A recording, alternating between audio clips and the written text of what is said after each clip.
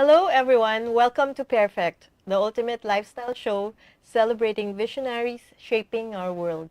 I'm Dinah Ventura, and today we're exploring the intersection of culture, sustainability, and women's empowerment. And I'm Jeff Fernando. Our guest is a true trailblazer, Jeannie Javelosa, social entrepreneur. She's an award-winning visual artist, author, museum curator, and a passionate advocate for culture and sustainable development.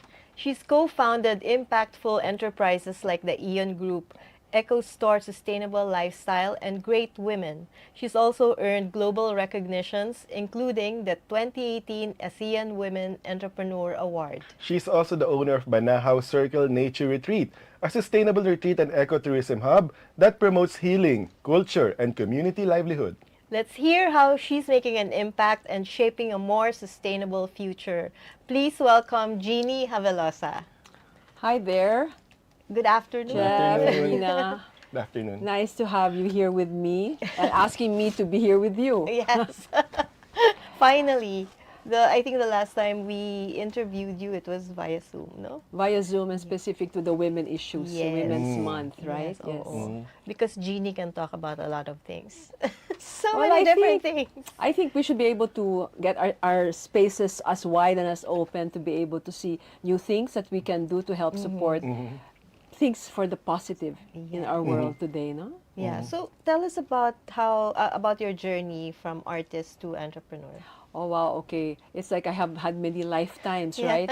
Well, I've been an artist the first part of my life and anything with culture. So, yung kulturang Pilipino is so embedded deep inside, no? And how do you express it? I've had exhibitions in painting, in photography, in print and lithography. Became a museum curator. But at some point, I decided to be an entrepreneur.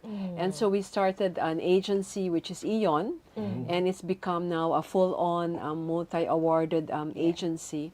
But we've also then moved, and I moved with two other friends to start Eco Store, which was really the heart of the work we wanted to do, was about helping communities. And that journey took almost all of, which is still happening now. Eco Store is all about bringing products of our small entrepreneur, our micro entrepreneurs to market. And because of that, we started to expand it into Great Women, because a lot of our micro entrepreneurs are women. You know, you have to help the kababaihan. Tama. So in this whole journey of bringing community together and helping them get to market, giving them livelihood, you stand for advocacies when you see it on the ground. And that whole journey led me back to Mount Banahaw, where I am now doing another social enterprise, Galing, no? right?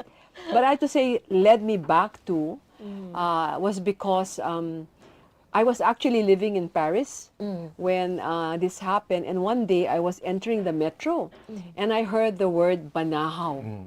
Can you imagine in Yeah, Paris? in no? Paris. In Paris, and this is a true story. Okay. So when I put the ticket through into the turnstile of the metro, I said, I told my angels, okay, you have to get me there if you need to get me there. And in a funny, weird way, couple years after, I find myself in Mount Banahaw, which I didn't know about at all.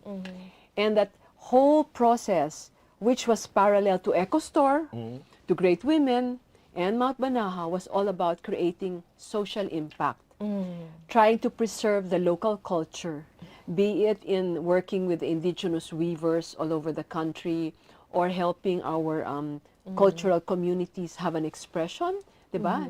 Until now, even in my museum work, our culture is so Embedded impactful. and it's It's- within your work. Within my work, it's really the core, right? Yeah. And part of that is how do you make them make livelihood?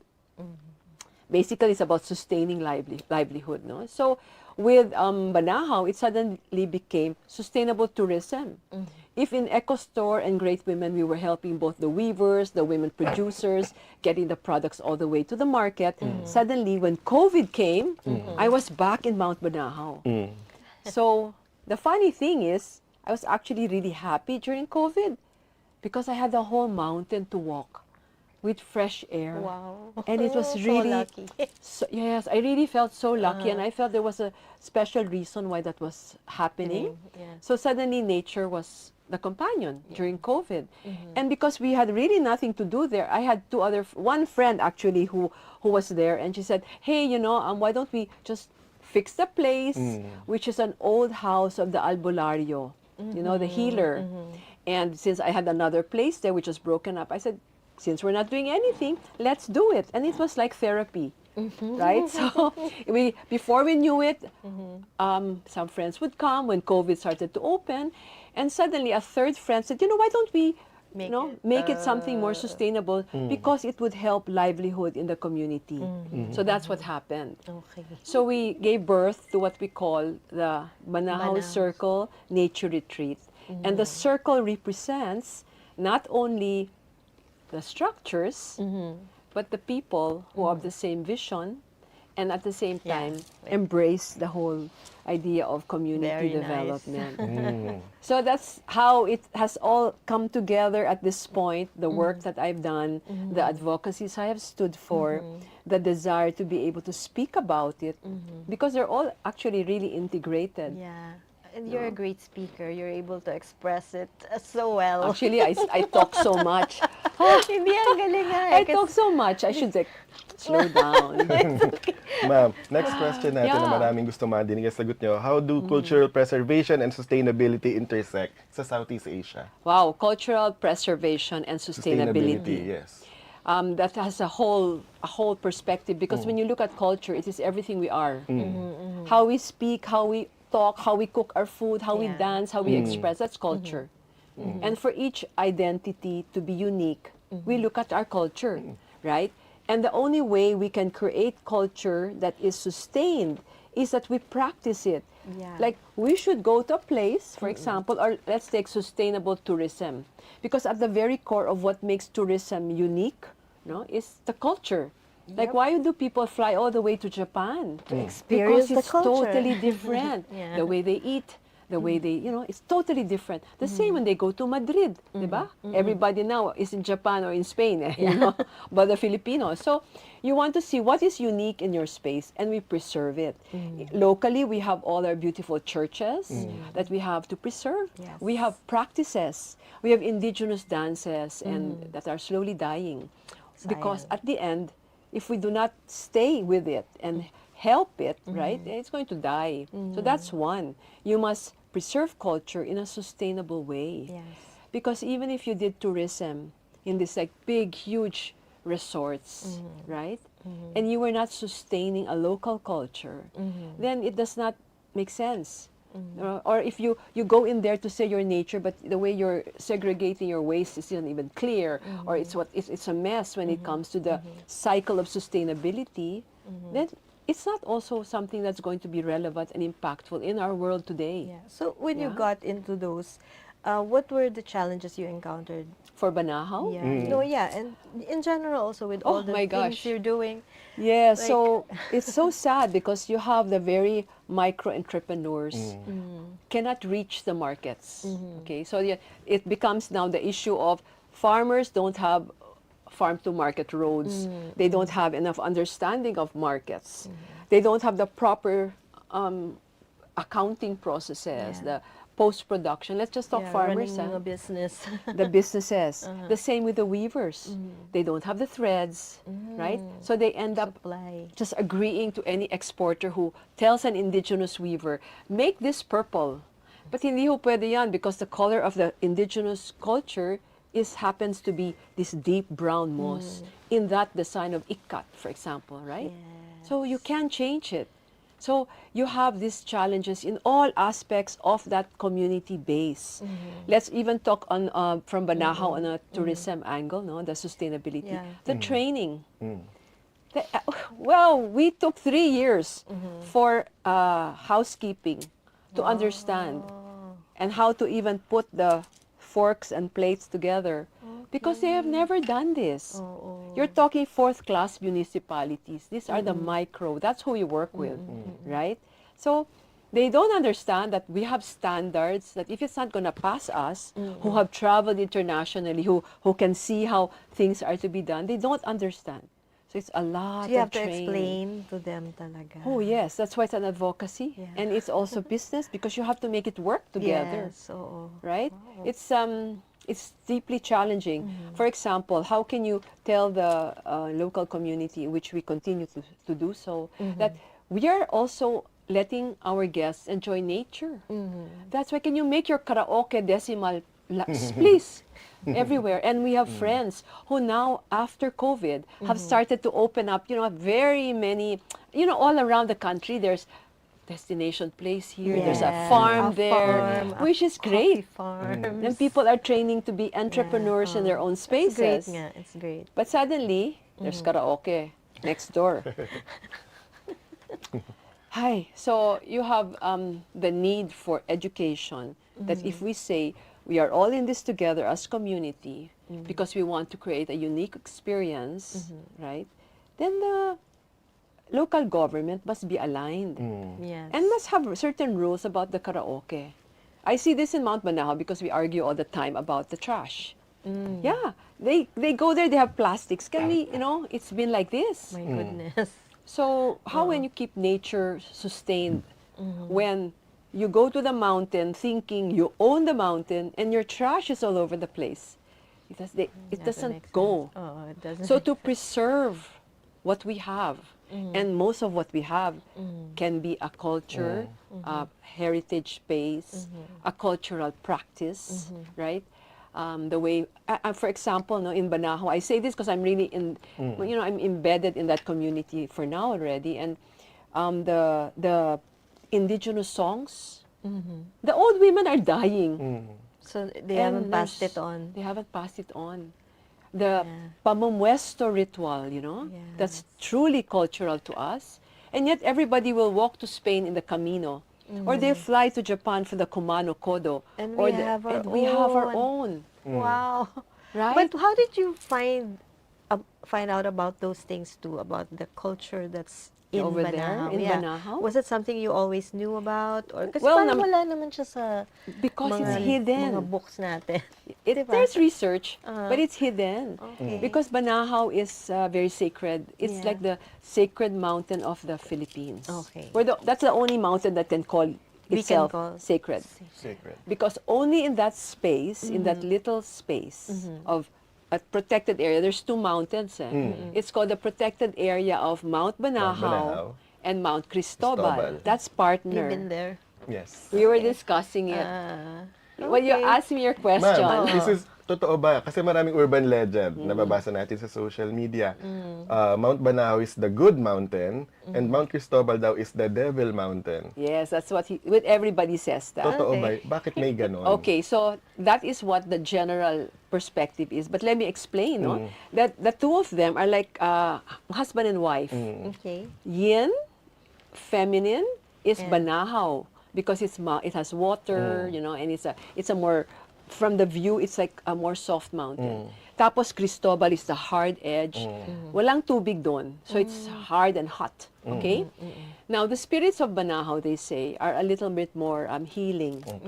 And the spirits of Cristobal are more mabagsik. Okay?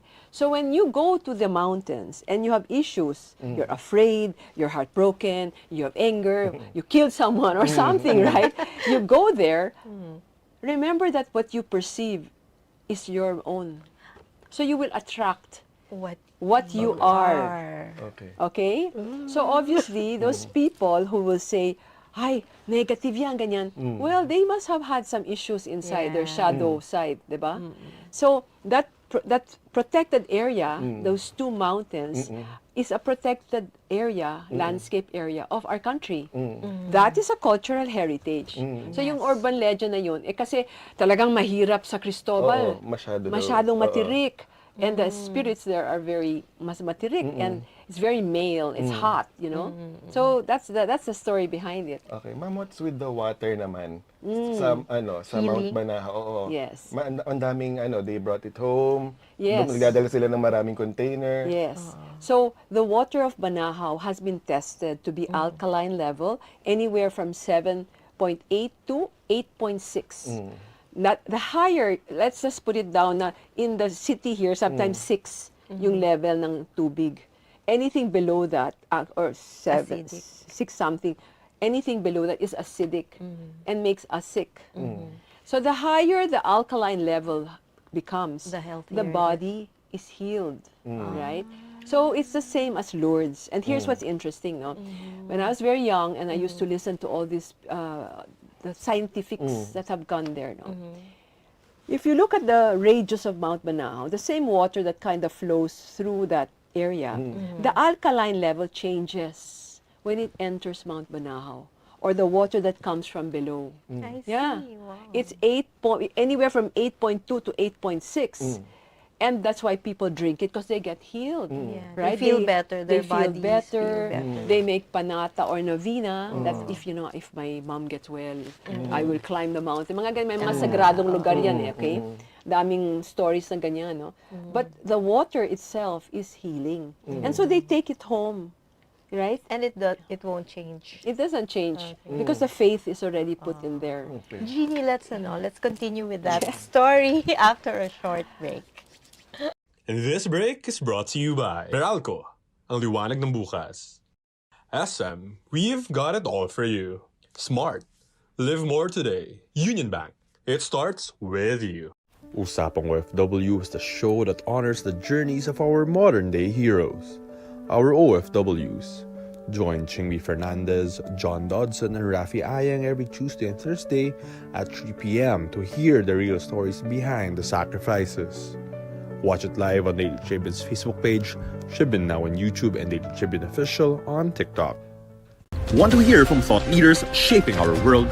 Straight Talk with Chito Lazada and Edmund Libano dives into leadership, politics, and business every Wednesday at 10 a.m. Catch conversation live on Daily Tribune's Facebook page, Tribune now on YouTube, and Daily Tribune Official on TikTok. Ready for the hot takes of today's biggest issues? Hot Patatas with Vernon Velasco and Carl Magadia delivers the news that matters. Every Monday, Wednesday, and Friday at 3 p.m. Tune in live on Daily Tribune's Facebook page, Tribune now on YouTube, and Daily Tribune Official on TikTok, where the real talk happens. Utol, once just a colloquial term for a brother or sister, today the same term stands for a better option to your transportation needs. Unified Transport Operations League, or better known as UTOL, was established to give you an alternative to ride-hailing, with the concept of availing the service with care and compassion, as if it was rendered by your own sibling. Utol ka ba? Dito ka na. Utol ka, iingatan kita. Now, who would you prefer to drive you home? Utol ako, mangangalaga sa'yo. UTOL, the ride-hailing app to consider. Madaling sabihin mong negosyo, pero ang dami mong alalahanin dyan. Saan kukuha ng mga sangkap, saan ang pwesto mo, trabahante, lalo na ano ang puhunan na gagamitin mo. Ang ating mga kababayan na nagsusumikap ang nangangailangan ng gabay at patnubay para mas handang harapin ang mga pagsubok ng pangangalakal. Ang Kaunlad Pinoy Party List ang tunay niyong kadamay. Kasama niyo kami sa pag-unlad. Bawat Pilipino, dapat may negosyo. Kaunlad Pinoy Party List number 133.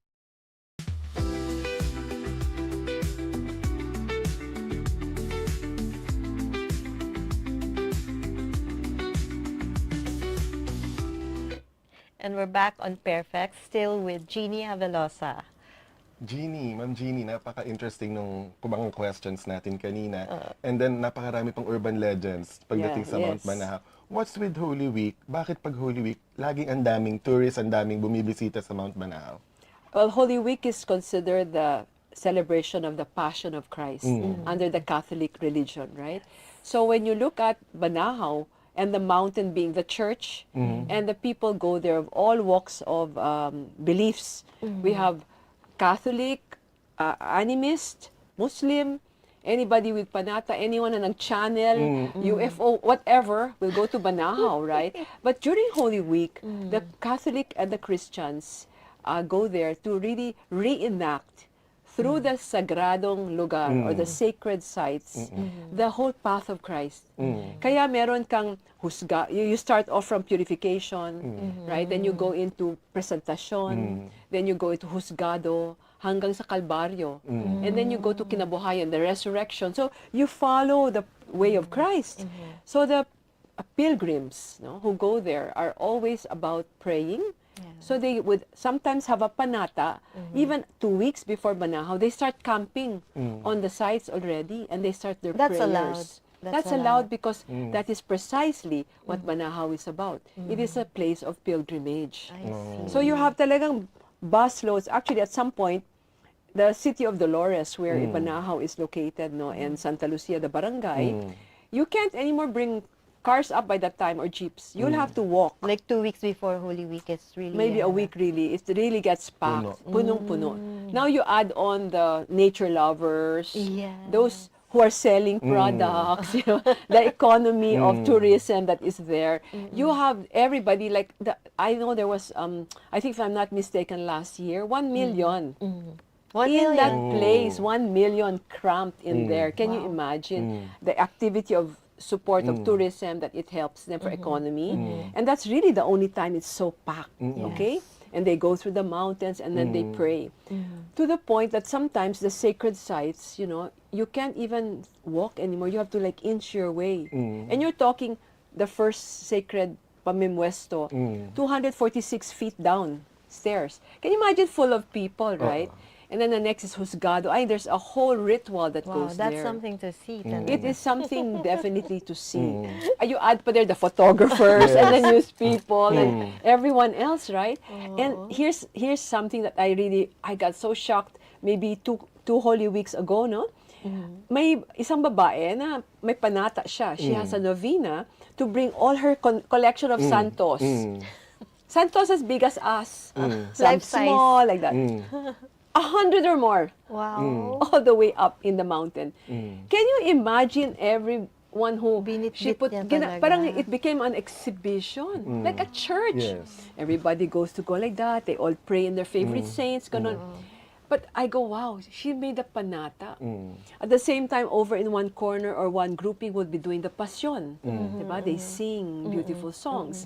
And yet, on another grupo that would be there, maybe galing, I don't know, from another place, they're going to Banahaw, they're singing their own religious song. Or you'll have a Catholic group singing a Catholic song. And it's beautiful. And it's all happening at the same time. In this place where everyone comes in their diversity of belief, rooted in the fact that there is something sacred in the world. But how is that Diba? possible? They all come together. To have all those people there with all their different beliefs, all their different activities, and yet it can happen without any conflicts, without no conflict, any... Galing nga. which is a small example that if we have a little bit more openness Yeah. and appreciation and respect for another person's belief system, That's it. that's oh. it. Because at the end, I think all these belief systems believe in a much higher force. Everyone. Right? naman. Everybody believes in that. So the mountain represents that. In the nature and the higher spaces, you have talagang the harder climb. So Holy Week talagang up on the area of Bangka, up there is the Calvario ni Herodes. I climbed that a month ago. Oh my God, just for a nature hike. Oh my God, this is really penitensya, you know, it's like climbing. But the moment you get up there in the view, this is in Cristobal, so it's, you know, it's near the area rin.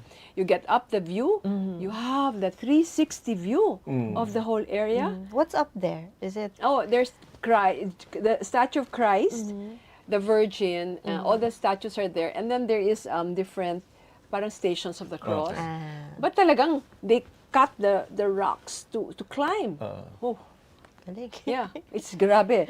It's the stories there. Sometime I'll write a book. I just have no time. Please do. Because Start naman. We'll help you. I know I just have no time. It's like there's so much stories of healing, of prayer. That's so right? interesting. Yeah, and you know, as somebody in culture, no, so I like to study because if this is not going to be documented, we will lose something. Yes. It's right? important to document. So in Banahaw Circle, we're the only one with a video there that tries to welcomes the visitor. This is what it means. You know, there's like a welcome video.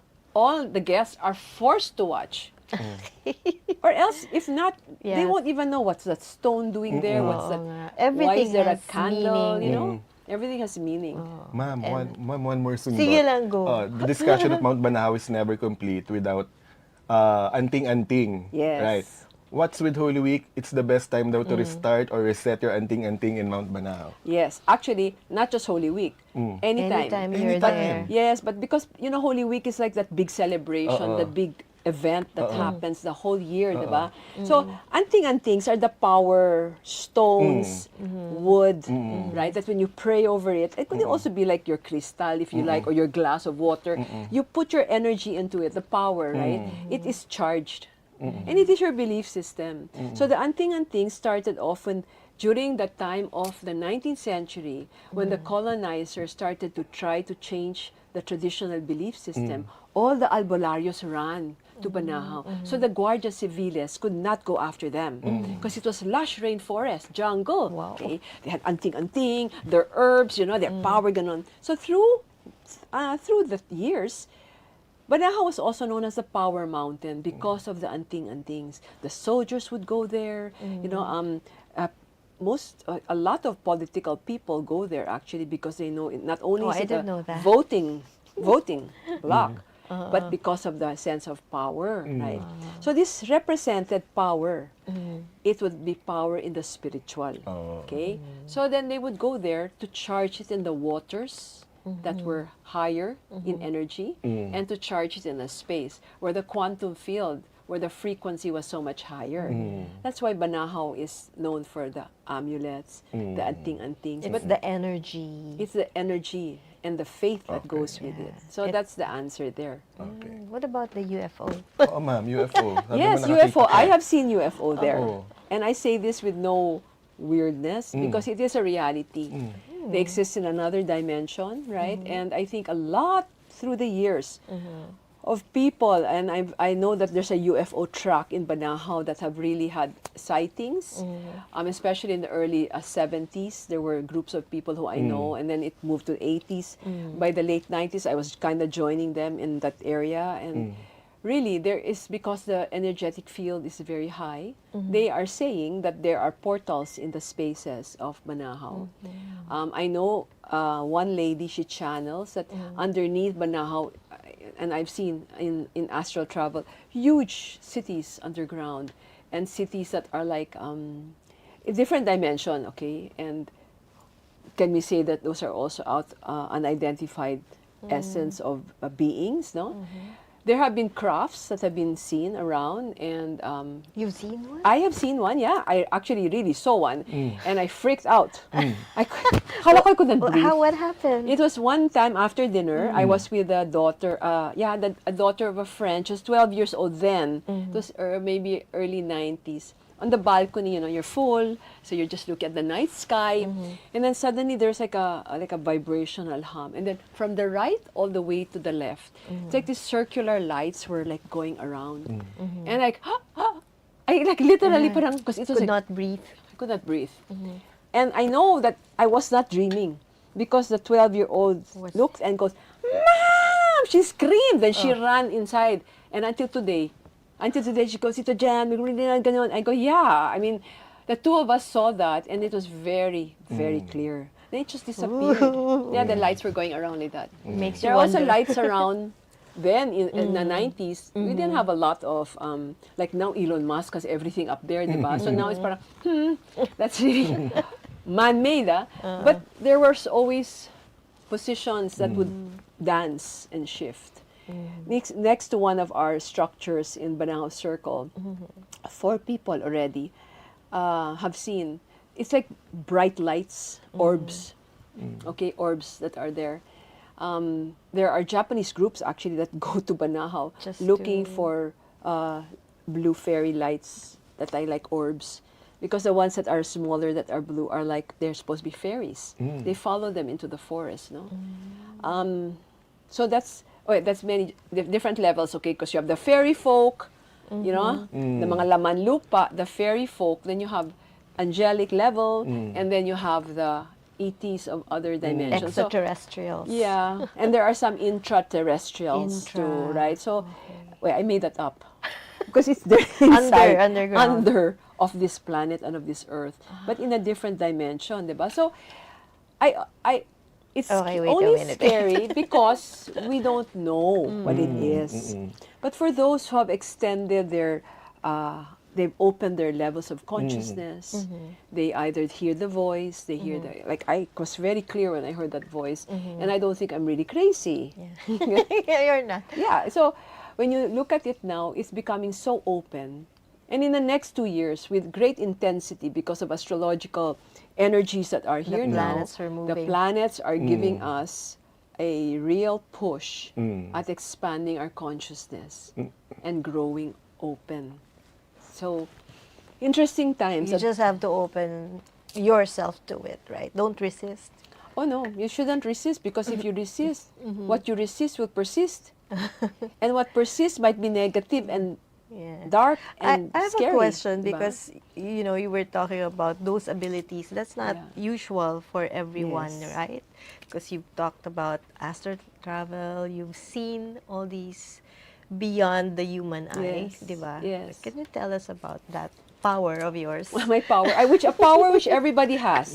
Take note, everybody has it.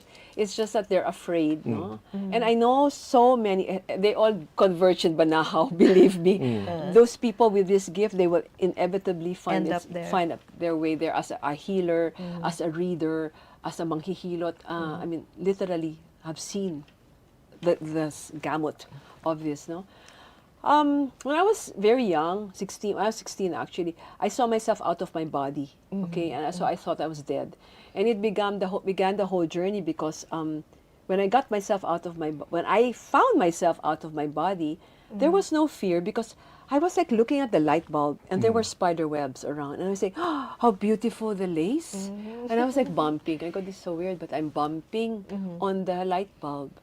It's when I looked down and I saw my body is when I freaked out in fear. But when I was there was no fear, no? Yeah. I freaked out When you saw. because I was trying to get back to my body.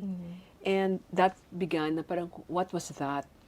And I would keep getting out of my body. And then I said, wait, parang this is getting to be weird, right? So I started to look at patterns.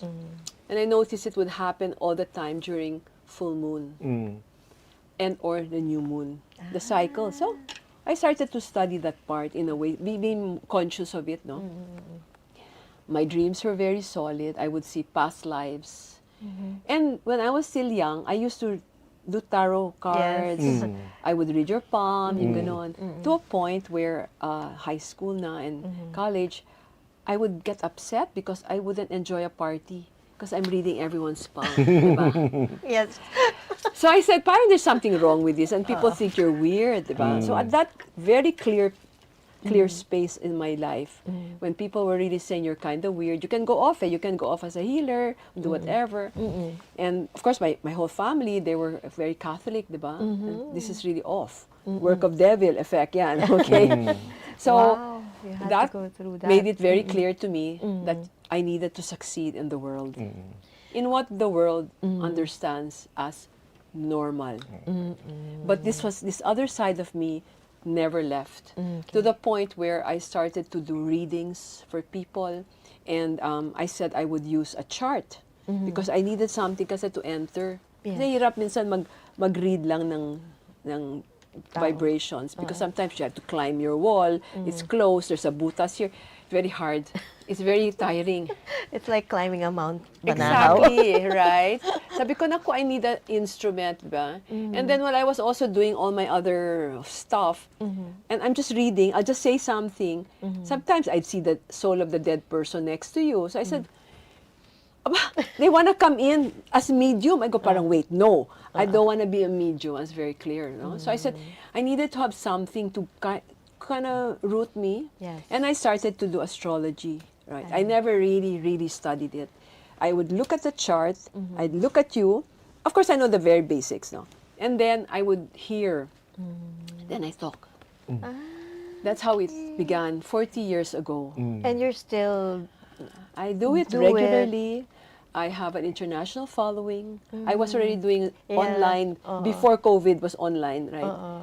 Yeah, so I call it soul destiny readings. It's become part of the mission I know I have to do. Yes. Because it is about changing consciousness, right? If other healers are given the gift of the hands, other people, like I know someone who can bend spoons, very magaling, bend spoons. Other people have the gift of energy, Reiki, and this other nun I was just talking to 2 days ago in Banao, talagang cancer, 4th stage, they're healing. Napapahil niya. They're healing. So each one has a gift of healing, right? And if mine is in the mind, Yeah. then I stay there. Okay. So there, that's why I'm in Banao. So, Hindi woo ha. no. But then the funny thing is, I think we're in the point in our evolution now, right? That everything is going to shift and change. Yeah. We are becoming an expanded new human, really. And everything about us in the crisis that we are going through and will still be going through in our world, represented also by the crisis of Mother Nature, right? Pareho lang yan eh, okay? It's about changing the ways we see things of our world, the perception, diba? And that is to open up that we are not just physical bodies, that there is a purpose of our life. On that note, I Yeah. think there's so much more to talk about. And yes, let's talk some more at some future date. More about other things Yes. that you know, because you know so much. Just as I was saying at Maganda ng the stories. oo nga, at the Yeah, opening sometimes of you the have show. to kind of say, let's go and stay here, because Yeah. there's really so much that we should be open to Yeah. and be aware of, so that our lives, as we're passing through, would have meaning, Right. not just for ourselves, but for everyone we touch, especially also the earth. Okay. So, is there any other message that you would like to tell our viewers this afternoon? Wow, this is a Holy Week special. Yes. But specific for Holy Week, I think you want to look at your practice or the prayers that you do that go beyond just yourself, that you want this, you know. Because there's something more in our world that needs our help, right? It's a bigger space we're in.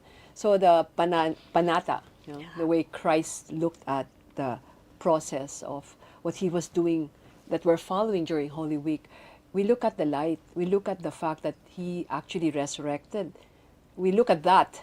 The smiling Christ resurrected in light, because that's what we are about. And we want to work that way. Yes. Not the crying and the sadness of the world, but at the end there's a promise. The resurrection is a promise of the Holy Week. Yes. Yeah. Yeah, that's a good reminder. 'Cause a lot of people just focus on the sorrow, no? Or they do The pain. rituals, they go to 7 churches, and you know, it's a fun No, tourism thing. Yeah. What's it doing to you? Sorry, clearly, you want to say and ask now, what's it doing to you when you do that? Does it really bond the family to a good trip? If it doesn't, go. Diba? Kasi bonding din yan. Is it really prayer that's happening there? Yeah. There. Galing. Oh, Jeannie, time Thank is you. too short for Yes, this kind of always. conversation. But thank you so much Thank you for having for me. sharing your stories with us today. It's clear that your work is making a profound impact on championing culture, sustainability, and women's empowerment. We can't wait. Go. Okay, we can't wait to see how your vision continues to uplift and transform communities. For those watching, if you haven't already, be sure to follow great women's initiatives. You won't want to miss what's next. And also visit Banahaw Circle, Nature Retreat. Mm. This Holy Week or not. Diba? Or Pwedeng anytime. anytime. I know I'm going. Anytime. So, thank you for joining us here on Pairfect. This has been Dinah Ventura. And Jeff Fernando. We'll see you next time. This public service announcement is brought to you by Meralco. Alam nyo ba kung saan napupunta ang binabayad nyo sa Meralco? Dito sa series na ito, isa-isahin natin yan para maipaliwanag ko po sa inyong lahat. Ako po si Joe Saldariaga ng Meralco Corporate Communication Office. Alam nyo ba na pag nagbabayad kayo ng bill sa kuryente, nasa mga 20% lang on the average ang napupunta sa Meralco? Sa katotohanan, nahahati sa iba't ibang components ang inyong electricity bill. Kumbaga parang pizza lang yan. Kasama sa binabayaran natin ay ang generation charge na napupunta sa generation companies o mga nag-ooperate ng power plants. transmission charge na napupunta sa System Grid Operator ng Pilipinas, na National Grid Corporation of the Philippines, at iba-ibang charges na napupunta sa gobyerno. Tulad po ito ng mga subsidies, taxes, universal charges at fit-all. Kung tutuusin, tulad nga nabanggit ko, nasa around 20% on the average ang kabuang bill ang binabayad sa Meralco sa pamamagitan ng distribution charge. Ito na ang pinaka-epektibong sistema para sa electricity consumers. Iwas abala ito para hindi na isa-isahin pang bayaran ng iba't ibang kumpanya na dinadaanan ng kuryente. Naway, nabigyan linaw ko po kayo kahit papano sa inyong mga katanungan ukol sa inyong electricity bill. Hanggang sa muli, ako po si Manong Joe, ang inyong lingkod.